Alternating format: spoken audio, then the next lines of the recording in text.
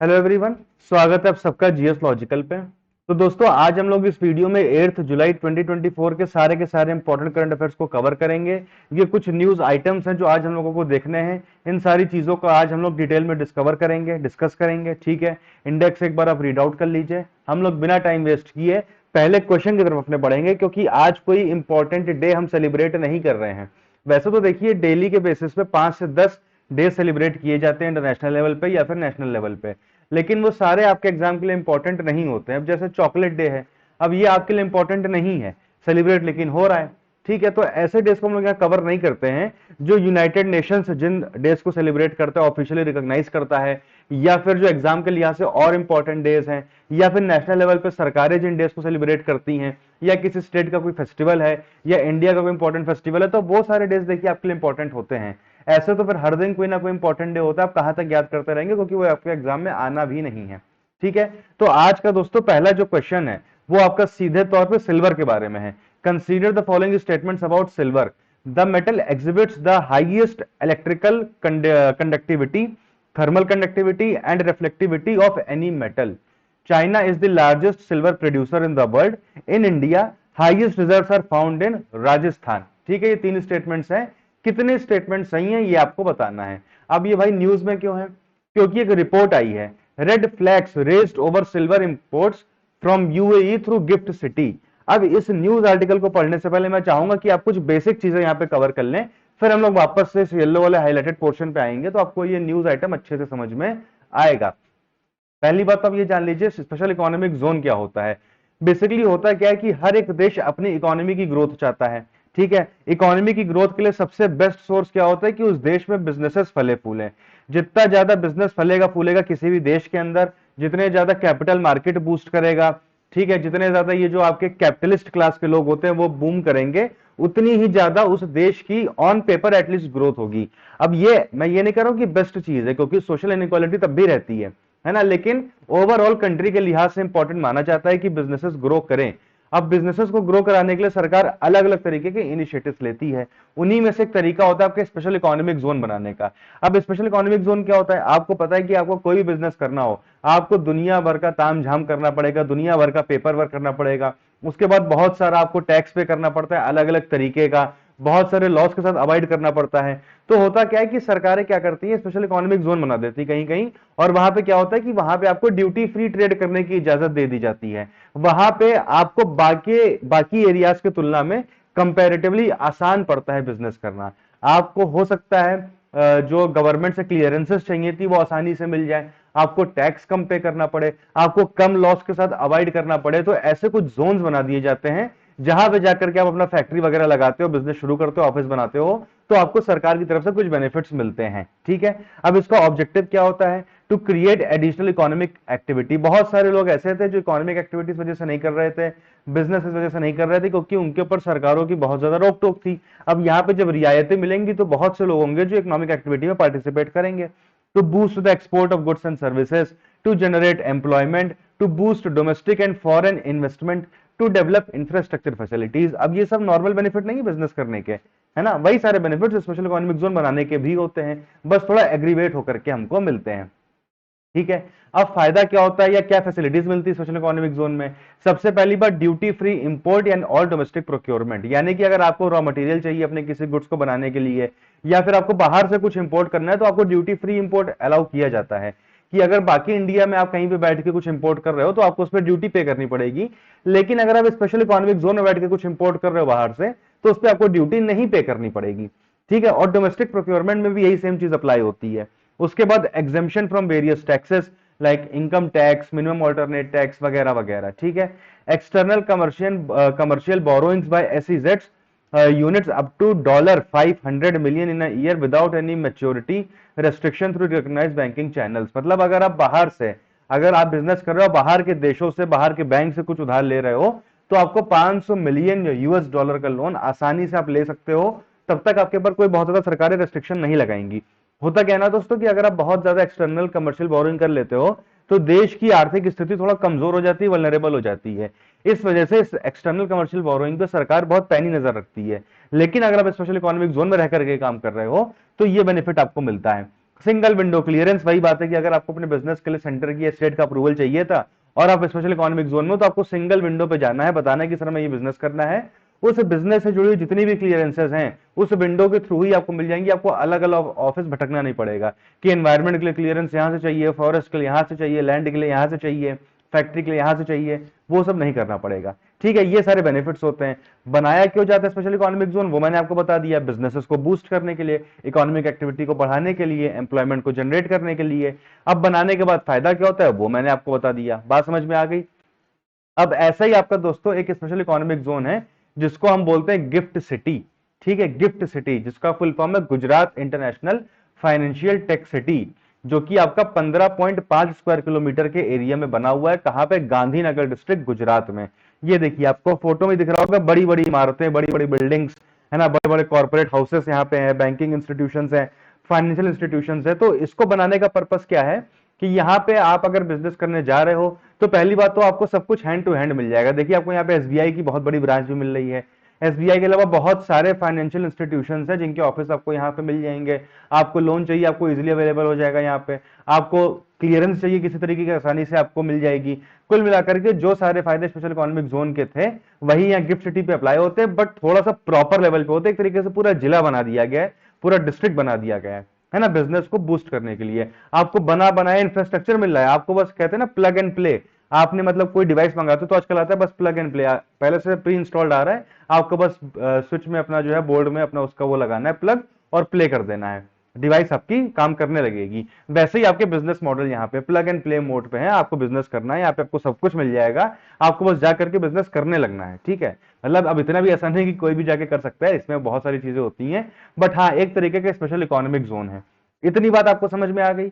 एक बात आप और समझ लीजिए, फिर हम न्यूज पे चलेंगे, वो है आपका rules of origin. Rules of origin आपकी इकोनॉमिक नेशनलिटी के सिद्धांत के साथ जुड़े हुए हैं।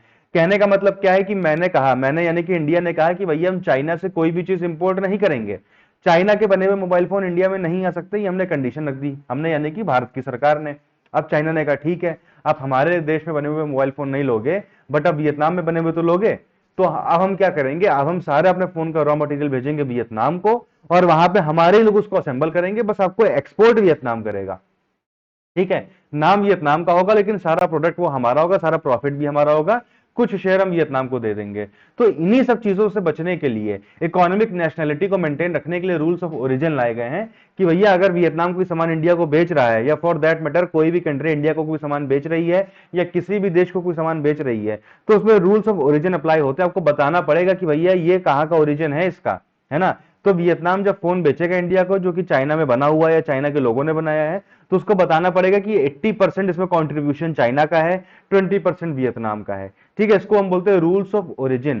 ठीक है, अब इसको आप एक बार पढ़ लीजिए, rules of origin are the rules to attribute a country of origin to a product in order to determine its economic nationality. The need to establish rules of origin stems from the fact that implementation of trade policy measures such as tariff, quota, trade remedies in various cases. अब यहां तो खैर हमने पूरा मना ही कर दिया कि हम चाइना से नहीं लेंगे।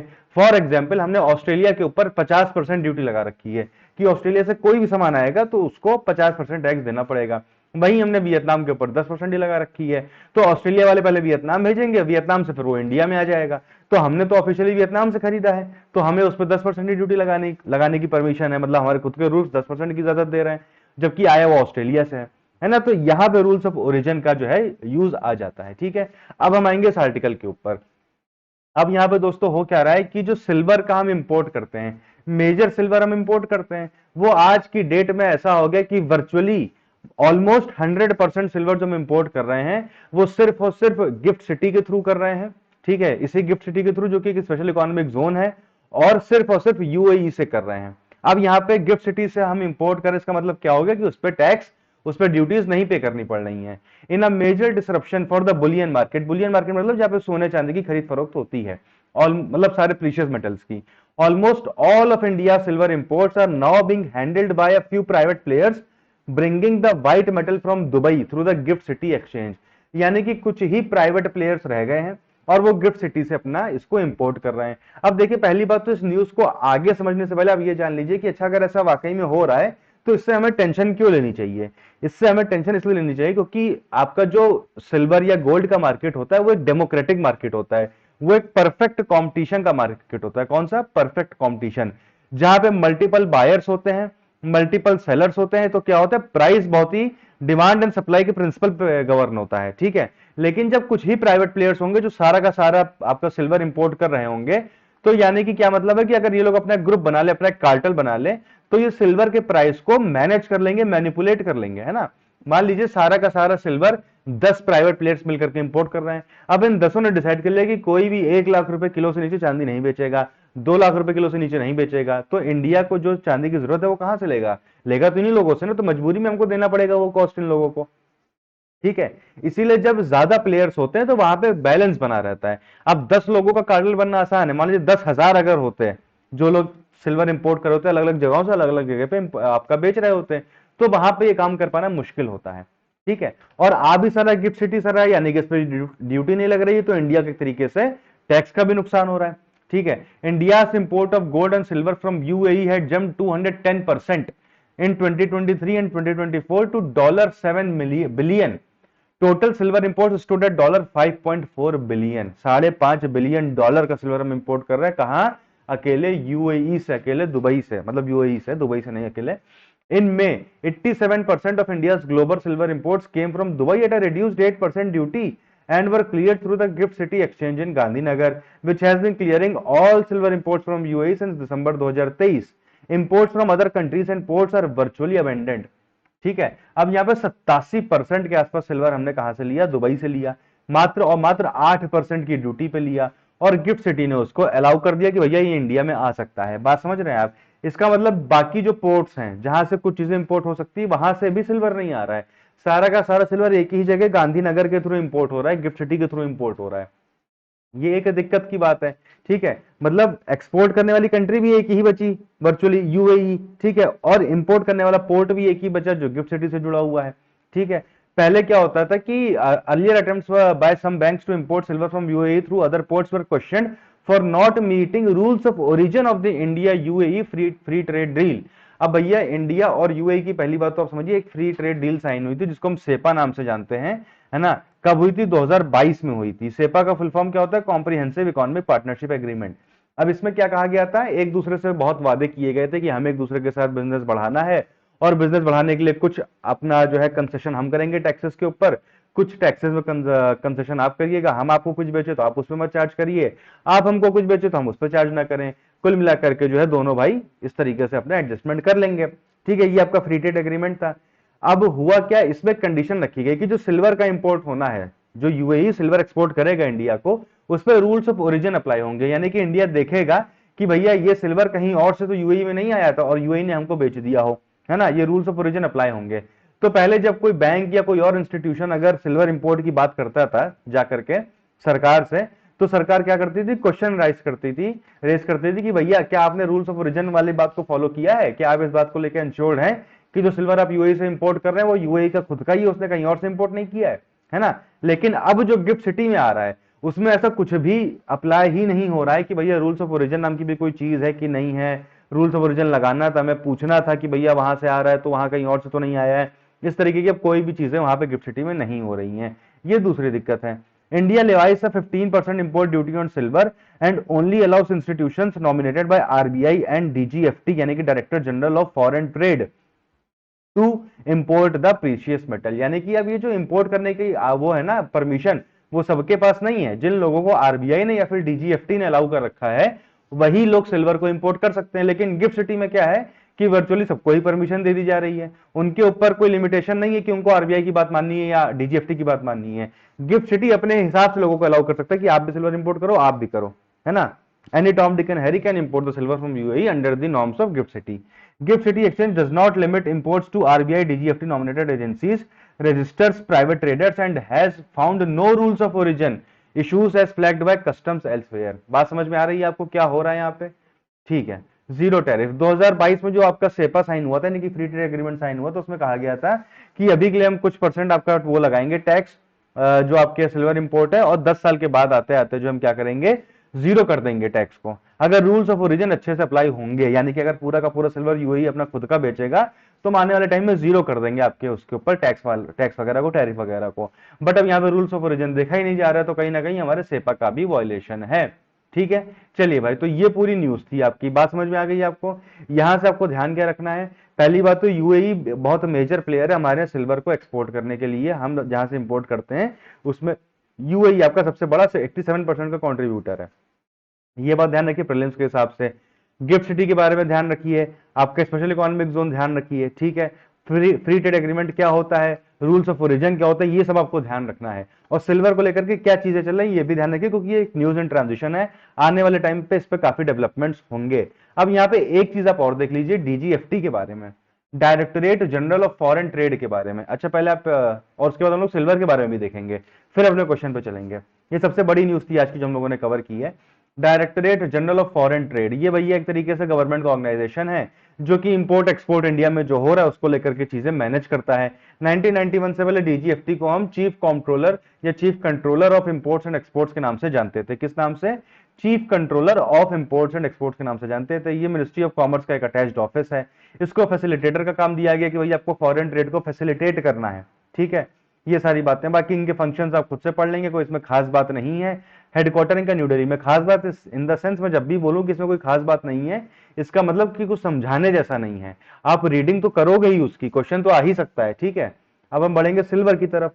सिल्वर क्या भैया? केमिकल एलिमेंट है विद द सिंबल एजी, है ना। इसका सिंबल क्या होता है? एजी होता है। एटॉमिक नंबर क्या? 47 है। Soft white lustrous transition metal होता है ना। Highest electrical conductivity, thermal conductivity and reflectivity of any metal. ठीक है, ये आपका दिखाता है। ये बात आपको क्या करनी है दोस्तों? ध्यान रखनी है। ठीक है, the metal is found in the earth crust in pure free elemental form, जिसको हम नेटिव सिल्वर बोलते हैं, as an alloy with gold and other metals and minerals such as argentite and chlorargyrite. ठीक है, ये सारे एलिमेंट्स के साथ आपका, मिनरल्स के साथ आपका मिलता है। बात समझ में आ गई आपकी? Most silver is produced as a by product of copper, gold, lead and zinc refining. यानी कि सिल्वर आपका एज अ बाय प्रोडक्ट तैयार होता है जब इनकी रिफाइनिंग की जाती है, कॉपर की, गोल्ड की, लेड की और जिंक की। बात समझ में आ गई आपको? सिल्वर का सबसे ज्यादा यूज कहां पे होता है? इंडस्ट्रियल एप्लीकेशंस में 55%। अब आपको जान के आश्चर्य होगी ये बात, है ना। क्वेश्चन यहां पे भी आ सकता है कि भैया सबसे ज्यादा कहां पे यूज होता है सिल्वर? क्या ज्वेलरी में होता है? ज्वेलरी में नहीं होता है। सबसे ज्यादा आपका इंडस्ट्रियल एप्लीकेशन होती है 55% के आसपास। उसके बाद आपका ज्वेलरी का नंबर आता है 19%, और फिर क्वाइंस और बाकी मेटल 12% के आसपास सिल्वर को यूज करते हैं। सबसे ज्यादा मैक्सिको प्रोड्यूस करता है। ठीक है, उसके बाद पेरू, फिर चाइना। नंबर 3 पे चाइना है आपका। ठीक है, मैक्सिको नंबर 1, फिर पेरू, फिर चाइना। इंडिया में अगर हम बात करें तो इंडिया भैया बहुत बड़ा प्रोड्यूसर नहीं है सिल्वर का, ज्यादातर हम इंपोर्ट ही करते हैं। ठीक है, लेकिन इंडिया में सबसे ज्यादा आपके रिजर्व कहां पे? राजस्थान में 87% के आसपास, फिर झारखंड, आंध्रा, कर्नाटका में थोड़े थोड़े 2-4-5% के आसपास है। मेजरली आपके राजस्थान में है। ठीक है, in India there are no native silver deposits except the small and unique deposits in Rajasthan. Zawar mines in Udaipur is the largest silver producing mine in the country. ये फैक्ट भी आपको ध्यान रखना है कि इंडिया में सबसे बड़ी माइन कौन सी जो सिल्वर प्रोड्यूस करती है? तो जावर माइन है। कहां पे? उदयपुर, राजस्थान में। क्वेश्चन पे अगर हम आएंगे तो पहला स्टेटमेंट आपका सही है, दूसरा गलत हो जाएगा क्योंकि चाइना नहीं मैक्सिको होगा, और ये तीसरा स्टेटमेंट भी आपका सही है। तो पूछा गया था कितने स्टेटमेंट सही है? Only 2 statements are correct. Option number B is the answer. I hope ये पहली न्यूज आपको समझ में आ गई होगी। अगले क्वेश्चन पे दोस्तों नहीं बढ़ेंगे हम लोग, पहले हम बढ़ेंगे एक छोटा सा न्यूज आर्टिकल जो था ग्राफीन के बारे में। देखिए, ये आपका प्रीलिम्स के लिहाज से इंपॉर्टेंट बात है, मेंस में इसका कोई दूर दूर तक सरोकार नहीं है, बट प्रीलिम्स के लिए आपको ध्यान रखना है कि ग्राफीन है क्या। देखिए, होता क्या है कि when the same element is able to exist in different forms, the forms are called allotropes. अगर कोई भी एलिमेंट अलग अलग तरीके से अलग अलग फॉर्म में सर्वाइव करता है, एग्जिस्ट करता है, तो उसको हम क्या बोलते हैं? एलोट्रोप्स बोलते हैं। तो उसी तरीके से ग्राफीन जो है आपका, वो किसका एलोट्रोप है? वो कार्बन का एलोट्रोप है। किसका? कार्बन का एलोट्रोप है, along with diamond and graphite. यानी कि कार्बन के कौन कौन से लोग एलोट्रोप है? तो वो है भैया आपके ग्राफीन, वो है आपका डायमंड, और वो है आपका ग्रेफाइट। अब ये जो ग्राफीन होती है सिंगल लेयर कार्बन से बनी होती है, जो आपका हनीकॉम्ब पैटर्न में एक दूसरे के साथ लिंक्ड होते हैं। ठीक है, फिर ये ह्यूमन काइंड में सबसे ज्यादा वर्साटाइल मटेरियल माना जाता है ग्राफीन। क्यों माना जाता है भैया? क्योंकि ये डायमंड से ज्यादा स्ट्रांग है, ठीक है, सिल्वर से ज्यादा कंडक्टिव है, रबर से ज्यादा इलास्टिक है, और अल्मोनियम से ज्यादा लाइट है। ठीक है, चारों ही क्वालिटी इसके अंदर है, इसीलिए इसको बहुत लोग क्या कहते हैं? वंडर मटेरियल कहते हैं। अब इनका काम क्या होता है, टायर वगैरह को स्ट्रांग बनाने के लिए यूज किया जाता है, ठीक है। Making when making chips to replace those made of silicon smartphone, जो आपके स्मार्टफोन में चिप्स लगी होती हैं वो वैसे सिलिकॉन की बनती है, उनको भी ग्रेफीन से बनाया जा सकता है, ठीक है। ग्रेफीन को जब कंक्रीट के साथ हम मिलाते हैं, जो कंक्रीट जिससे रोड वगैरह बनती हैं, तो कंक्रीट 25% ज्यादा स्ट्रांग हो जाती है और वो लेस कार्बन इंटेंसिव होती है, यानी कि वो ग्रीन हाउस गैस एमिशन भी कम करती है। तो ये बात आपको ग्रेफीन के बारे में दोस्तों ध्यान रखनी है। अब हम बढ़ेंगे अपने अगले छोटे से क्वेश्चन की तरफ। Neckar river flows in a country which is located in which of the following continents. अब देखिए ये एक नया पैटर्न है जो अभी तक किसी ने पूछा नहीं है, बट पूछ सकता है ना। कंट्रीज का नाम देखिए, होता क्या है ना कि जब भी कोई नाम यहाँ ऊपर क्वेश्चन में दिया होता है और उसको आपको किसी कंट्री से लिंक करना होता है, तो जो बहुत नए लोग हैं वो तो नहीं कर पाते हैं, बट जो थोड़ा सा पुराने खिलाड़ी हो गए एग्जामिनेशन के, है ना, उनको लगता है कि यार ये ऐसा नाम है, तो ऐसे नाम तो जो है किसी ऐसी यूरोपियन कंट्रीज के होते हैं या किसी जो है आपके अफ्रीकन कंट्रीज के होते हैं, तो कोई अफ्रीका की कंट्री होगी, कोई यूरोप की कंट्री होगी, और उस हिसाब से फिर ऑप्शन देख करके कुछ ना कुछ जुगाड़ बना करके कर लेते थे। लेकिन यहाँ पे सीधे तौर पे कॉन्टिनेंट ही पूछा गया कि नेकर रिवर एक तरीके से देखा जाए तो किस कॉन्टिनेंट में फ्लो करती है। अब ये थोड़ा सा मुश्किल हो जाएगा, Asia, south Africa, south America या फिर यूरोप। तो बेसिकली इसमें कुछ समझना नहीं है आपको। एक इसके ऊपर फोटो जो नहीं आती था हिंदू में कभी कभी, तो उसमें एक ये फोटो आई है जहां पे लिखा हुआ German submarine U-17 issued in Second World War on the banks of Neckar River in the historic city of Heidelberg on Sunday, ठीक है। तो भैया ये आपकी नेकर रिवर जो है यहाँ पे वर्ल्ड वॉर 2 में यूज की गई आपकी जो है सबमरीन, जर्मन सबमरीन यहाँ पे रखी हुई है, ठीक है। तो भैया आपको पता चल गया कि जर्मनी में आपकी बहती है नेकर रिवर। और एक पोर्ट टाउन कौन सा है वहां का, हिस्टोरिकल पोर्ट कौन सा जर्मनी का, वो है आपका हेडलबर्ग। ये बात भी अपने में बहुत इंपॉर्टेंट है, हेडलबर्ग किस कंट्री का जो है इंपॉर्टेंट पोर्ट है, ठीक है। तो ये आपका जर्मनी का है। ये जर्मनी का आपका मैप है, देख लीजिए कौन कौन बॉर्डर शेयर कर रहा है। बर्लिन कैपिटल है, ठीक है, यूरो यहाँ पे करेंसी चलती है। नीदरलैंड है, बेल्जियम है, लग्जमबर्ग है, फिर आपका फ्रांस है, फिर आपका स्विट्जरलैंड है, ऑस्ट्रिया है, फिर आपका चेक रिपब्लिक है, फिर आपका पोलैंड है, ऊपर आपका डेनमार्क है। ये सारी कंट्रीज, या इधर आपका नॉर्थ सी, इधर आपका बाल्टिक सी है। ये सारे लोग आपका बॉर्डर शेयर करते हैं किसके साथ, जर्मनी के साथ, ठीक है। आगे बढ़ेंगे क्वेश्चन की तरफ अपने। तो इसका आंसर दोस्तों क्या हो जाएगा, इसका आंसर हो जाएगा यूरोप डी, ठीक है। अगला क्वेश्चन क्या है, consider the following statements about NATO या फिर नेटो। अब इसकी स्थापना की गई थी 4 अप्रैल 1948 को। साइन की गई थी ट्रीटी कौन सी, नॉर्थ अटलांटिक ट्रीटी, और इसी के नाम में पड़ गया नॉर्थ अटलांटिक ट्रीटी ऑर्गेनाइजेशन यानी कि नेटो। इसके 14 फाउंडिंग मेंबर्स थे, फिलहाल इसके 34 मेंबर्स हैं, 34 स्टेट्स मेंबर बने हुए हैं इसके, ठीक है। अब इसमें से कौन सा स्टेटमेंट सही है, कितने स्टेटमेंट सही है, ये आपको बताना है। खाली कोई एक सही है, खाली दो सही है, तीनों सही है, या कोई भी नहीं सही है। आइए देखते हैं आगे। अब हुआ क्या है, बेसिकली आपको पता है यूएस इलेक्शन में बहुत इंटरेस्टिंग मोड़ आ रहा है।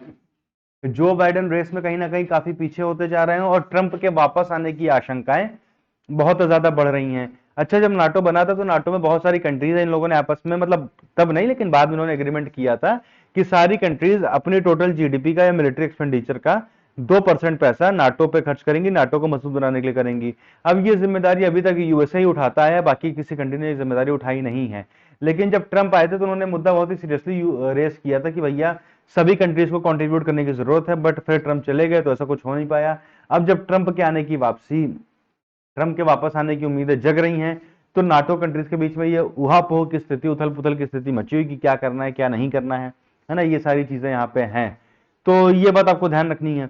अच्छा, NATO nations feel the urge to spend as Trump triggers a cold war reflex, वही बात मैंने आपको बताई। अब यहाँ पे क्योंकि रशिया यूक्रेन की चलती हुई वॉर के समय पे नेटो का मजबूत होना जरूरी है ना, इस वजह से नेटो की इंपॉर्टेंस इस समय और ज्यादा बढ़ जाती है। खैर, तो यहाँ पे नेटो के बारे में सारे फैक्ट्स दिए हुए, इसको हम लोग ऑलरेडी डिस्कस कर चुके हैं पिछले वीडियोस में अपने, बट फिर से बहुत ही फास्टर पेस पे कर लेंगे एक रिवीजन के तौर पे, ठीक है। इंटर गवर्नमेंटल मिलिट्री अलायंस है, 1949 से बना था, यानी कि यहाँ पे जो 48 लिखा हुआ है ना, 48 नहीं 49 होगा, डेट आपकी सही है, ठीक है। 4 अप्रैल को ही बना था, 4 अप्रैल को बना था। नॉर्थ अटलांटिक ट्रीटी को साइन करके बना था वॉशिंगटन में। 12 फाउंडिंग मेंबर थे, यहाँ 14 लिखे हैं, तो आपका दूसरा भी गलत हो गया, ठीक है। 12 फाउंडिंग मेंबर्स हैं नाटो के। कोल्ड वॉर के टाइम पे उन्होंने सोवियत को एक्सपैंड होने से रोका। कोल्ड वॉर खत्म होने के बाद उन्होंने और अपने तरह तरह के ऑपरेशंस किए, है ना, अलग अलग देशों में जाकर के। फिर ओरिजिनल मेंबर्स 12 थे। कौन कौन था, Belgium, Canada, Denmark, France, Iceland, Italy, Luxembourg, Netherlands, Norway, Portugal, UK and USA. और अब करते करते एक्सपेंड करते करते 32 देश इसके मेंबर बन गए हैं। तो यहाँ पे तीसरा स्टेटमेंट क्या कह रहा है, 34 देश। तो ये तीनों स्टेटमेंट दोस्तों गलत हो गए, यानी कि none of the statement is correct, option number D is the right answer. ठीक है, option number D is the right answer. चलिए, अब इसका मिशन क्या है भाई, कलेक्टिव डिफेंस करना। बेसिकली नेटो के पीछे की मानसिकता क्या है कि भैया अगर हमारे ऊपर कोई हमला करेगा, नेटो के जो मेंबर कंट्रीज है, तो किसी एक पे अगर हमला हुआ है तो वो बाकी सब पे हमला माना जाएगा। ठीक है, फिर अगर कोई क्राइसिस हो जाए तो उसको मैनेज करना, स्टेबलाइजेशन लेकर के आना। स्ट्रक्चर की बात करें तो पॉलिटिकल लीडरशिप है, जो कि नॉर्थ अटलांटिक काउंसिल के हाथ में है ना। ये आपका एक पॉलिटिकल डिसीजन मेकिंग बॉडी के तौर पे काम करती है नेटो के। ठीक है, बात समझ में आ गई। यहाँ पे एम्बेसडर्स आते हैं सारे ही देशों से, है ना, सारे देशों के एम्बेसडर आकर के यहाँ पे बैठते हैं और वो लोग फिर डिसीजन लेते हैं। आपका बात क्लियर है। फिर मिलिट्री कमांड स्ट्रक्चर है आपका, अलग अलग तरीके का, रीजनल कमांड है, फोर्स हेडक्वार्टर्स हैं वगैरह वगैरह। इंटीग्रेटेड मिलिट्री फोर्सेस हैं, यानी कि नेटो की सारी कंट्रीज की फोर्सेस आपस में इंटीग्रेटेड हैं, ये एक प्रिंसिपल है बेसिकली। ठीक है, अब यहाँ पे देखते हैं कंसर्न्स क्या है। पहली बात तो अनरिस्ट्रेन्ड ऑफेंसिव। आपको पता है कि यूक्रेन लगातार जो है ऑफेंसिव होता जा रहा था, रशिया को उसने बहुत उकसाया है। ठीक है, यूक्रेन को नाटो में शामिल करने वाली बात से इन्होंने उनको बहुत उकसाया है, जिस वजह से आपका जो दिक्कतें चल रही हैं। उसके अलावा ये इनका इतिहास है कि ये यूरोप में, यूरोपियन ईस्टर्न यूरोप में, मिडिल ईस्ट में, एशियन कंट्रीज में हर जगह अपनी जो है बेइज्जती करवा चुके हैं। मिस एडवेंचर हो चुका है इनका, जाते हैं किसी पर्पज से हो, वहां पे कुछ जाता है, तो ये सारी चीजें भी इनके ऊपर हावी हैं। फिर इनके ऊपर इल्जाम है कि उन्होंने रशिया यूक्रेन वॉर को बढ़ावा दिया है। ठीक है, प्रोवोक किया है। ये भी अपने आप में बहुत बड़ी बात हुई है, वाकई में फैक्ट भी है ना। ना ये लोग जो है नाटो वाले इसको एक तरीके से यूक्रेन को कहते हैं कि हम, आप हमारे में शामिल हो जाइए, ना ही जो है रशिया एप्रीहेंसिव होता और वो फिर हमला कर देता यूक्रेन के ऊपर। बात समझ में आ गई। आगे देखेंगे, मेंटेनिंग वेस्टर्न हेजेमनी। मतलब बहुत लोग मानते हैं कि नेटो का कुल मिला के मकसद क्या है कि उसको वेस्ट की डोमिनेंस बना के रखनी है, वेस्ट की हेजेमनी बना करके रखनी है। ठीक है, फिर अनवॉरेंटेड एक्सपेंशन। आपको पता है कि नेटो जो है अलग अलग देश के, अलग अलग दुनिया के देशों के साथ समझौते कर रहा है। ठीक है, चलिए, बॉयकॉट करने के लिए रशिया को। ये दोस्तों सारी कंट्रीज है जो नाटो की प्रेजेंट टाइम में मेंबर हैं। ये आपके इसके नेटो के साइड से उठाया गया है ये पूरा, और कंट्रियों के नाम के साथ, मैप के साथ, अल्फाबेटिकल ऑर्डर में कौन किस साल में बना ये भी आपको ध्यान रखना है। ठीक है, सबसे पहले कौन सी बनी है और सबसे बाद में कौन सी बनी है, ये आपको चीजें ध्यान रखनी है। चलिए भाई, अगला क्वेश्चन क्या है, पार्लियामेंट्री प्रोसीडिंग्स के बारे में। दोस्तों यहाँ पे 3 स्टेटमेंट दिए हुए हैं और आपको बताना है कि कौन से स्टेटमेंट इसमें से इनकरेक्ट है। Article 105 of the constitution confers certain privileges and freedom of speech in parliament on MPs, but it is subject to other provisions of the constitution and rules of the house। क्या कहा जा रहा है कि article 105 जो है parliament में MPs को कुछ फ्रीडम देता है, कुछ प्रिविलेजेस देता है, लेकिन उन फ्रीडम और प्रिविलेजेस के ऊपर कॉन्स्टिट्यूशंस और रूल्स ऑफ द हाउस के कुछ प्रोविजंस अप्लाई होते हैं, कुछ एक तरीके से सब्जेक्ट टू होता है उसके, मतलब उसके दायरे में रह करके आपको फ्रीडम मिलती है। ठीक है, on the order of the presiding officer that is the chairman in the upper house and speaker in the lower house, words, phrases and expressions which are deemed defamatory, indecent, unparliamentary or undignified are deleted or expunged from the records। Chairman यानी कि upper house में, राज्यसभा में chairman और लोकसभा में speaker, इनके इशारे पे कोई ऐसा शब्द अगर बोला गया है, मतलब इनके इशारे पे बोला नहीं गया है, अगर कोई ऐसा शब्द बोला गया है जो कि डेरोगेटरी है, जो कि सही नहीं माना जाएगा, तो इनके इशारे पे उस शब्द को रिकॉर्ड में से एक्सपंज कर दिया जाएगा, हटा दिया जाएगा। ये यहाँ पे बोला जा रहा है। तीसरा क्या बोला जा रहा है, इसके लिए राज्यसभा सेक्रेटेरिएट क्या करता है, एक लिस्ट बना के रखता है अनपार्लियामेंट्री वर्ड्स की और एक्सप्रेशन की।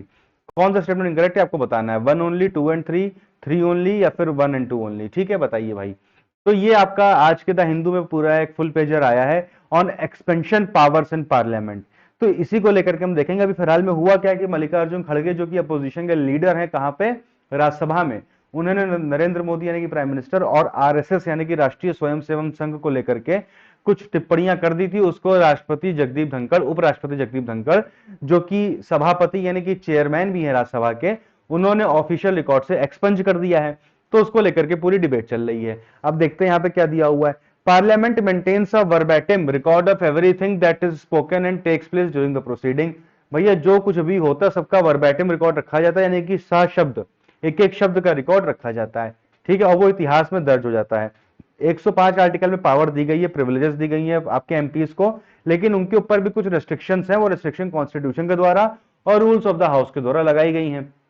वही बात है, अपर हाउस में चेयरमैन, लोअर हाउस में स्पीकर, अगर कुछ डिफेमेटरी, इनडिसेंट, अनपार्लियामेंट्री, अनडिग्निफाइड बोला गया है तो उन सारी चीजों को आपका एक्सपंज कर दिया जाता है रिकॉर्ड से, ठीक है, रिकॉर्ड में रखा नहीं जाता है, ठीक है। For this purpose Lok Sabha secretariat maintains a comprehensive list of unparliamentary words and expressions. बात समझ में आ गई, यहीं से आपके क्वेश्चन का आंसर निकल आ रहा है। पहले दो स्टेटमेंट सही है बट तीसरा गलत है, राज्यसभा सेक्रेटेरिएट मेंटेन नहीं करता है, लोकसभा का सेक्रेटेरिएट मेंटेन करता है। इनकरेक्ट पूछा है तो option number C only 3 is the answer, ठीक है। आगे देखेंगे, the rules of parliamentary etiquette which are laid out to ensure principle and discipline and decorum in the Rajya Sabha से when the chair holds that a particular word or expression is unparliamentary, it should be immediately withdrawn without any attempt to raise any debate over it। जैसे ही अगर कोई आपने ऐसा word बोला है और वो चेयरमैन को या जो भी प्रिसाइडिंग ऑफिसर है उनको लगता है कि इसको हटाया जाना चाहिए और उन्होंने बोल दिया कि ये रिकॉर्ड में नहीं जाएगा, तो उसके बाद उस मुद्दे पे कोई डिबेट नहीं होगी, कोई बात नहीं होगी, चुपचाप से उस मुद्दे को हटा दिया जाएगा, उस बात को, उस वर्ड को रिकॉर्ड में से हटा दिया जाएगा, ठीक है। और उसके बाद जो भी आपका रिकॉर्ड में से हटा दिया गया, एक्सपंज कर दिया गया है, वो जो प्रिंटेड डिबेट्स होती हैं जो रिकॉर्ड में रखी जाती है फिर आगे चल के उसको यूज किया तो उसमें कहीं पे भी दिखाई नहीं पड़ेगा, और ऑफिशियली न्यूज चैनल न्यूज़पेपर्स भी उनको पब्लिश नहीं कर सकते हैं, ठीक है, जो ऑफ द रिकॉर्ड हो चुका है, जो रिकॉर्ड से हटा दिया है, ठीक है। There have been recorded instances where the scope of expansion has been broadened, यानी कि जरूरी नहीं कि जो लोकसभा की लिस्ट है उन्हीं वर्ड्स को हटाया जाए, है ना, जो एक अनपार्लियामेंट्री वर्ड्स या एक्सप्रेशन की लिस्ट है वो वर्ड्स या अगर एक्सप्रेशन यूज किए जा रहे तो उनको हटाया जाए, खाली ऐसा जरूरी नहीं है। कई बार इसके दायरे से बाहर जाकर के भी स्पीकर ने अपने डिस्क्रिप्शन पे कुछ वर्ड्स को एक्सपंज किया है जो कि नेशनल इंटरेस्ट के अगेंस्ट में है, किसी फॉरेन स्टेट के साथ हमारे फ्रेंडली रिलेशंस को मेंटेन रखने के लिए डेट्रीमेंटल है, किसी के लिए डेरोगेटरी है, डिग्नेटरीज वगैरह के लिए, तो उन सारी चीजों को भी हटा दिया जा सकता है, ठीक है। आर्मी वगैरह के अगेंस्ट अगर कोई सवाल उठ रहे हैं तो, ठीक है। If an MP takes and makes an allegation against their colleague और एन आउटसाइडर, ये बहुत इंपॉर्टेंट बात है, अगर कोई एमपी है, ठीक है, वो अपने किसी कलीग यानी कि किसी दूसरे एमपी पे या किसी बाहरी के ऊपर कोई एलिगेशन लगाता है, तो रूल 353 ऑफ लोकसभा क्या कहता है, वो ये कहता है कि rules does not prohibit the making of any allegation, यानी कि एलिगेशन लगाना मना नहीं है, लेकिन सिर्फ एक रिक्वायरमेंट है कि जब भी आप किसी एमपी के ऊपर या किसी बाहरी के ऊपर कोई एलिगेशन लगाने वाले हो तो आपको एडवांस में नोटिस देनी पड़ेगी, और जो उस एलिगेशन से जुड़ा हुआ मंत्री होगा, है ना, यानी कि जिस मंत्री के डिपार्टमेंट का वो मुद्दा होगा, वो मंत्री इंक्वायरी करेगा और उस एलिगेशन का जवाब लेकर के पार्लियामेंट में आएगा, ताकि जब बात हो, जब एलिगेशन लगे तो कंसर्न मिनिस्टर उसका जवाब दे सकें। बात ध्यान से सुनिएगा, रूल 353 लोकसभा का ये कह रहा है कि जब भी कोई एमपी किसी दूसरे एमपी के ऊपर या किसी बाहरी के ऊपर कोई एलिगेशन लगाने वाला होता है तो उसको एडवांस में दोस्तों नोटिस देनी पड़ती है। नोटिस देने के बाद क्या होता है कि उस एलिगेशन से जुड़ा हुआ जो मंत्री होता है, यानी कि जिस मंत्री के जुरिस्डिक्शन में वो एमपी काम कर रहा होता है, तो उस मंत्री को जवाब लेकर के आना होता है, ठीक है। और जब एलिगेशन वहां पे लगाया जाएगा तो मंत्री जवाब देता है वहां पे, लेकिन अगर किसी मिनिस्टर के अगेंस्ट कोई एलिगेशन है, ठीक है। अच्छा, यहाँ पे एक बात और ध्यान रखिएगा कि अगर वो एलिगेशन डिफेमेटरी नहीं है, ना ही इंक्रिमिनेटरी है, तो उसके ऊपर ये रूल अप्लाई नहीं होगा, यानी कि हम एलिगेशन लगा करके किसी को डिफेम कर रहे हैं तभी ये कार्रवाई होगी, एडवांस नोटिस वगैरह वाली। सिंपल सा एलिगेशन है तो उसमें कोई मतलब नहीं है सब रूल अप्लाई होने का, लेकिन ये रूल्स आपके मंत्रियों के ऊपर अप्लाई नहीं होते हैं, यानी कि अगर आपको मंत्रियों के ऊपर कोई इल्जाम लगाना है तो उसके लिए कोई प्रायर नोटिस की जरूरत नहीं होती, क्योंकि काउंसिल ऑफ मिनिस्टर वो रिस्पॉन्सिबल है लोकसभा के प्रति, है ना, उनकी जवाबदेही है लोकसभा के प्रति, तो उनको तो आके जवाब देना ही पड़ेगा। बात समझ में आ गई आपको। अब ये सारे देखिए आपको रूल्स ध्यान रखने, रूल्स 261, रूल 380, रूल 381, ये सारे रूल्स जो है वहां इनके दायरे में रहकर के कोई भी चीज एक्सपंज की जाती है पार्लियामेंट के रिकॉर्ड से, ठीक है। बात समझ में आ गई, वही सारी बातें यहाँ पे लिखी हुई हैं। The expunged portions are marked by asterisks with an explanatory note expunged as ordered by the chair. जैसे ही राष्ट्रपति कह देगा, सॉरी, जैसे उपराष्ट्रपति यानी कि चेयरमैन राज्यसभा में, और लोकसभा में कौन, लोकसभा में आपका स्पीकर ने बोल दिया कि इसको एक्सपंज कर दिया जाए कार्रवाई से, तो जो अंदर बैठ के वर्बैटिम रिकॉर्ड लिख रहा होगा वो तुरंत वहां पे एस्ट्रिक लगा देगा, एस्ट्रिक लगा के एक फुटनोट डाल देगा कि भैया इसको स्पीकर ने मना किया है कि ये नहीं जाएगा आपका रिकॉर्ड में, एक्सपंज्ड बाय द स्पीकर, ठीक है। या कभी कभी चेयर बोल देते हैं कि भैया ये मेंबर जो भी बोलने जा रहे हैं इनका कुछ भी रिकॉर्ड में नहीं जाएगा, क्योंकि इनकी बारी नहीं थी बोलने की, इनको अलाउ नहीं किया गया बोलने का, अपनी मर्जी से बोल रहे हैं, तो उनकी पूरी की पूरी बात ही जो है काट दी जाएगी, वो नहीं जाएगी रिकॉर्ड में। बात समझ में आ गई। तो ये सारी चीजें आपको ध्यान रखनी है। हालांकि इसका आज की डेट में कोई रेलेवेंस नहीं रह गया है, क्योंकि भाई पहले के जमाने में क्या होता था कि अगर कोई चीज कार्रवाई से निकाल दी गई, ऑफ द रिकॉर्ड कर दी गई, एक्सपंज कर दी गई, तो न्यूज़पेपर्स वगैरह उसको पब्लिश नहीं करते थे, तो जनता जान ही नहीं पाती थी कि क्या बोला गया है पार्लियामेंट के अंदर। बट आज की डेट में क्या हो रहा है, लाइव टेलीकास्ट हो रहा है, आपके सोशल मीडियाज हैं, है ना, वहां पे क्लिप्स वायरल हो रही हैं। आप बाद में भले ही अपने रिकॉर्ड से हटा दो, लेकिन वो जब ऑन द स्पॉट वायरल हो गया, ऑन द स्पॉट लोगों तक पहुंच गया है, तो फिर उसको ऑफ द रिकॉर्ड करने का क्या ही मतलब है ना। तो ये पूरी प्रक्रिया होती है। चलिए भाई अगले क्वेश्चन में बढ़ेंगे। अगला क्वेश्चन आपका वैक्यूटास के बारे में है, वैक्यूटास के बारे में। ठीक है, वैक्यूटास के बारे में 4 स्टेटमेंट दिए हुए हैं आपका। They are found only in gulf of California, they are only around 20 vaquitas left in the world. ठीक है, इन द वाइल्ड बेसिकली, खुले में मतलब। They are listed as endangered in the IUCN red list. ठीक है, they are most commonly sighted in deep waters, गहरे पानी में पाई जाती हैं। कितने स्टेटमेंट इनकरेक्ट है? 1 2 3 4, ये आपको बताना है। ठीक है, देखते हैं।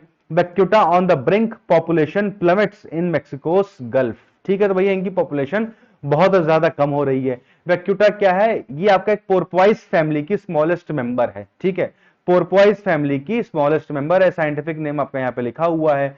ये मोस्ट एंडेंजर्ड वर्ल्ड का मरीन मैमल है। ठीक है, मोस्ट एंडेंजर्ड आपका वर्ल्ड का मरीन मैमल है। ठीक है, less than 20 vaquitas remain in the wild, 20 से भी कम वैक्यूटास वाइल्ड में बचे हुए हैं। ठीक है, smallest range of any whale, dolphin, porpoise, ये इनके पास होती है। ठीक है, they only live in the northern part of the Gulf of California and area that is rich in fish and shrimp. तो भैया ये खाली आपके जो गल्फ ऑफ कैलिफोर्निया का नदर्न रीजन है, सिर्फ और सिर्फ वहीं पे पाए जाते हैं, बाकी पर दुनिया में कहीं भी नहीं पाए जाते हैं। शैलो वाटर जो 50 मीटर डीप होता है वहां पे पाए जाते हैं, डीप वाटर में नहीं पाए जाते हैं। क्वेश्चन का आंसर आपका यहीं से हो जाएगा। They are only found in gulf of California, ठीक है। ओनली 20 वैक्यूटास लेफ्ट, ठीक है। एंडेंजर्ड आइसिंग रेड लिस्ट में नहीं है, क्रिटिकली एंडेंजर्ड है। और ये डीप वाटर नहीं, शैलो वाटर में पाए जाते हैं। तो 2 स्टेटमेंट सही है, 2 स्टेटमेंट गलत है। तो ओनली 2 स्टेटमेंट्स आर इनकरेक्ट, यहाँ पे आपको बताया गया है। ठीक है, आइए देखते हैं आगे। कंजर्वेशन स्टेटस देख लीजिए, यहाँ पे लिखा हुआ है।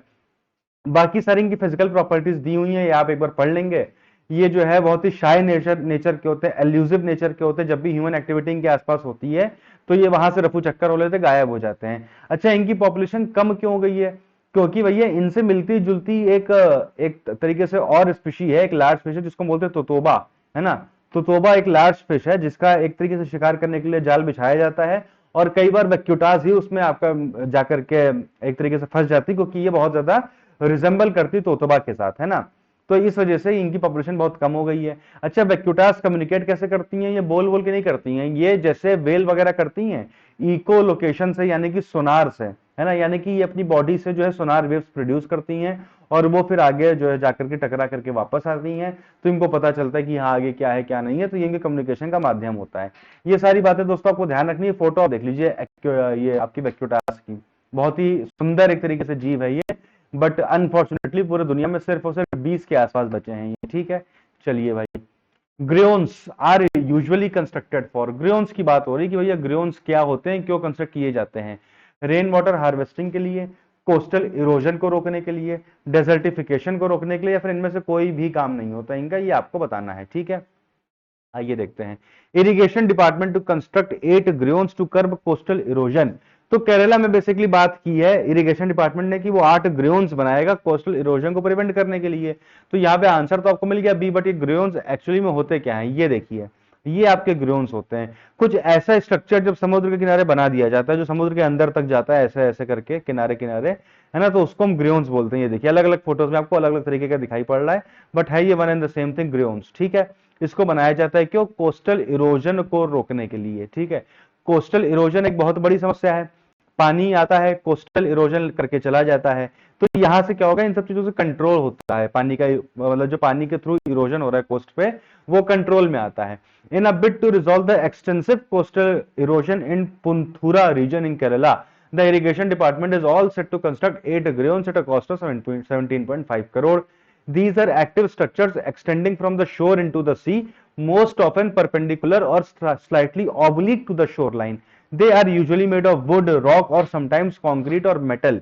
मतलब अलग अलग तरीके से वुड के भी बनते हैं, रॉक के भी बनते हैं, कंक्रीट के, मेटल के, हर तरीके से बनते हैं आपके ये। ठीक है, ये आपका जो एक तरीके से इरोजन को रोकते हैं। ये सारी बातें आपको ध्यान रखनी है। आसानी से बन जाते हैं, लॉन्ग ड्यूरेशन होती है, लो मेंटेनेंस होती है, ये सारी बातें आपको ध्यान रखनी है। बेसिकली आपको ग्रेउंड्स का पर्पस पता होना चाहिए। यूपीएससी इसके आगे के सवाल आपसे नहीं पूछेगा, या इसको देखिए आप मेंस में कैसे यूज करोगे। अगर मान लीजिए मेंस में कोई क्वेश्चन आता है इरोजन को लेकर के, सॉइल इरोजन को लेकर के, या किसी भी चीज को लेकर के, जो नेचुरल कैलामिटी वगैरह टाइप के जो क्वेश्चन आते हैं, तो वहां पे आप जानबूझ करके इस चीज को डाल सकते हो कि भैया हम कोस्टल इरोजन को रोकने के लिए या कोस्ट को मजबूत करने के लिए हम ग्रेन्स का यूज कर सकते हैं। ठीक है, ये सारी बातें आपको वहां पे मेंशन करनी होती है, आप कर सकते हो। ठीक है, तो ये आपका आज का वीडियो था।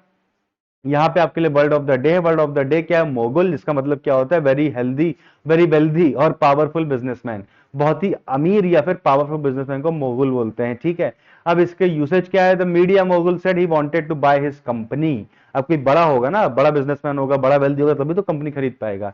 तो ये इसका यूज है। इसके सिनोनिम्स क्या है? King, baron, big businessman, top executive, tycoon. कहते हैं बिजनेस टाइकून है ये, तो उसी को मोगल बोल सकते हैं, या फिर मैग्नेट। ठीक है, ये सारे वर्ड्स इसकी जगह पे भी यूज किए जा सकते हैं। आई होप आपको आज का लेक्चर पसंद आया होगा। अगर पसंद आया है तो सब्सक्राइब करना ना भूलें चैनल को, और पीडीएफ टेलीग्राम चैनल से आप ऑप्टिंग कर सकते हैं। वीडियो को लाइक करें, कमेंट करके फीडबैक दें। मिलेंगे आप लोगों से नेक्स्ट वीडियो में। Until then have a good day and thank you everyone.